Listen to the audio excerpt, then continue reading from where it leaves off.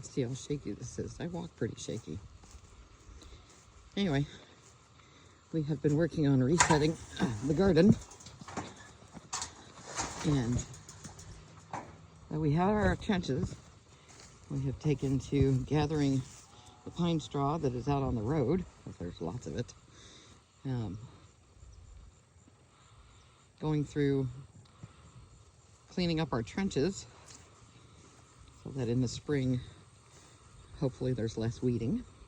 So she's packed all the trenches with pine straw, and then we picked up this roll of house wrap, which is impermeable. At Habitat for like $40 for a big roll of this stuff. So we're doing the pathways now with this. I'm not sure what we're gonna end up covering them with. I think I'm gonna buy a wood chipper and we're gonna try this bamboo mulch thing. As it turns out, bamboo is exceptionally high in silica and makes fantastic mulch, according to a guy in, I think, South Wales, Australia. Anyway, and then the plants pick up the silica from the mulch, or from the bamboo mulch, and it actually makes stronger cell walls, because that's what strengthens cell walls in plants, so we'll get stronger plants, which would be great. But so the reset, I've got some perennials that I picked up for the bee garden have been healed into here. So we've got all kinds of yarrow and sage and some other fun things for the bees, and some echinacea, scarlet flower, all that good stuff. Mexican sage, which hopefully makes it through the winter. But this bed has been reset and the pumpkins are going a little bit nuts finally. Some Rose of Sharons have been set in there, and then broccoli.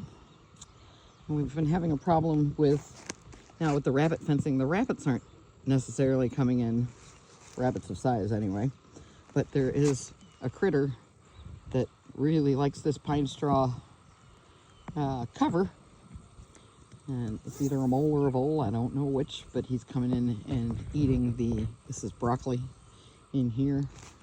And then we have cauliflower and cabbage with some strawberries, and you're not supposed to plant strawberries with cabbage, but I did it anyway because I don't play by rules.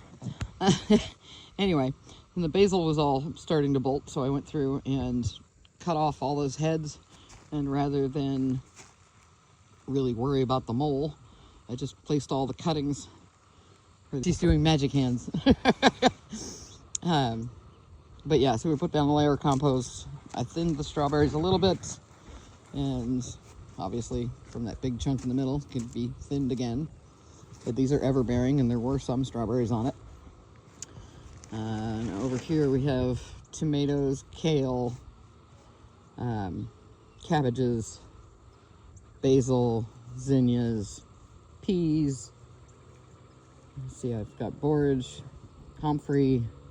There's still an okra hanging on in the middle, and just kind of seed onions and spinach in here.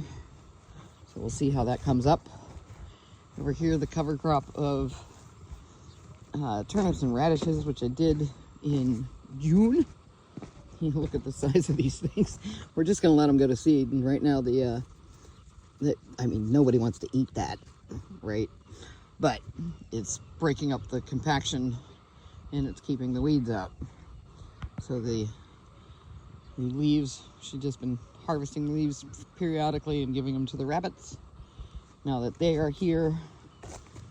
And this bed is all lettuces except for this pegweed. There's pegweed. Bastard. Anyway, putting in the sprinkling rabbit pellets around here now that we have rabbits, so just cleaning that up and toss it in the garden and use directly. But we've got our curly kale and cabbages and a bunch of different lettuces and carrots all through this bed, and as I've cleaned up the zinnias, I've just walked around and whacked them. That's what all those babies are. Zinnias just everywhere. So it'll be up and blooming in no time. You gotta watch this, we're gonna have to watch this compost. We found a new source for compost, and it's much cheaper, and it's awesome, but there's pigweed in the compost. There they are, that's one. So, we're gonna have to keep ahead of that, lest it get any chance to get big. We don't want another incident like the chicken pen. Yeah, the pandemic of pigweed.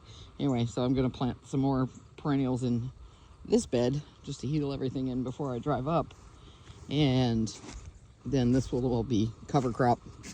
So peas and clover, everything, just to overwinter it and keep the weeds out of it. And then we'll chop and drop it and be able to plant directly into it. And at which point these perennials in this bed and that bed will mostly be going out for the bee garden out by the blueberries.